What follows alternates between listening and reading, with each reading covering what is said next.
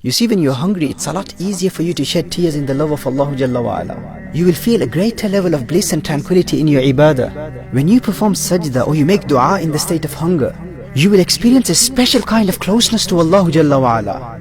And you will feel as if you're actually communicating with Allah Jalla wa Ala. And that is the ultimate goal of fasting mentioned in Surah Baqarah, لَعَلَّكُمْ تَتَّقُونَ. God consciousness, to attain taqwa, to attain the true love and taqwa of Allah Jalla wa Ala. And those who know that the actual objective and the ultimate goal of fasting is taqwa, they never complain about how long the days are in the month of Ramadan. They never moan about their hunger and their thirst and the scorching heat and how difficult fasting is for them.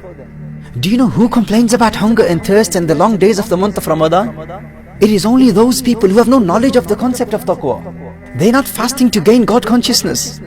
They are not fasting to reach that spiritual level when they are constantly in that state that Allah Jalla wa Ala is watching me. They are not fasting to experience the love of Allah Jalla wa Ala, nor are they fasting for salvation or purification. They have no knowledge of the concept of taqwa. And they are not experiencing this hunger and thirst with the belief that this thirst will quench their thirst on the Day of Judgment. Most of these people fast only because others are fasting. Their family members are fasting. They live in a community when everyone else around them fasts and they don't want to look bad in society. Or they don't want people to ridicule them or deem them impious because of not fasting. A lot of people treat this act of worship, this ibadah, fasting, as a family tradition. And they have to partake in this tradition only to keep their family members and their parents happy. For people with this kind of a mindset, the month of Ramadan is one difficult month in the year that they somehow have to pass. So those who are not aware of the higher objective of fasting, it's these people whose eyes will always be on the clock. Why is time passing so slow today? Why is iftar taking forever today? They will moan and complain about their hunger and their thirst, and they will argue with their family members about the food that was cooked. I have been working all day in the state of fasting and this is what you've prepared for me?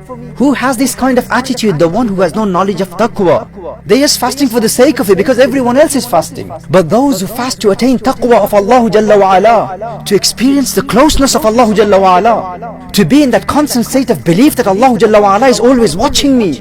Those who fast to achieve the true love and the gnosis of Allah Jalla wa Ala, they want the days to be even longer.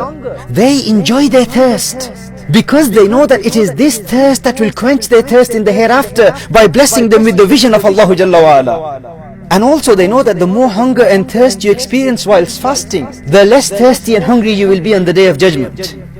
So those who fast to attain taqwa of Allah Jalla wa Ala, they enjoy every moment of hunger and thirst in the month of Ramadan. This is why fasting is very easy for them, because they enjoy every moment of it.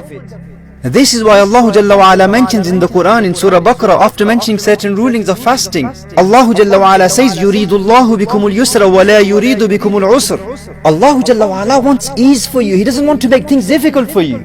So one may say that where is the ease in this? To remain hungry and thirsty for 16, 17 hours, how is that easy for me? Where is the ease in this? How am I supposed to find it easy? The answer to that is in لَعَلَّكُمْ تَتَّقُونَ. If by fasting your ultimate goal was to attain the taqwa of Allah Jalla wa Ala, then you would have enjoyed every moment of fasting. Try to fast with the intention of seeing Allah Jalla wa Ala, with the intention of achieving the true love and taqwa of Allah Jalla wa Ala. See how easy fasting will become for you, and you will fall in love with the month of Ramadan. Yes, fasting will be difficult for some people, but it will only be difficult for those who only fast for the sake of it. They fast to please their family and their friends, and they just don't want to be the odd one out. By Allah, if they understand the true motive and the objective of fasting today, they will fall in love with the month of Ramadan. This is why Rasulullah sallallahu alayhi wa sallam said, if my ummah knew what Ramadan really is, they would wish that it was Ramadan throughout the year. Subhanallah. They would wish that every month was the month of Ramadan. So brothers and sisters in Islam, we need to ask ourselves, which category do we belong to? Are we fasting in the month of Ramadan for a spiritual training that will help us in the next 11 months? Are we really fasting for a spiritual training to attain the taqwa of Allah Jalla wa Ala, for salvation and purification and the true love of Allah Jalla wa Ala? Or are we just fasting because everyone else is fasting?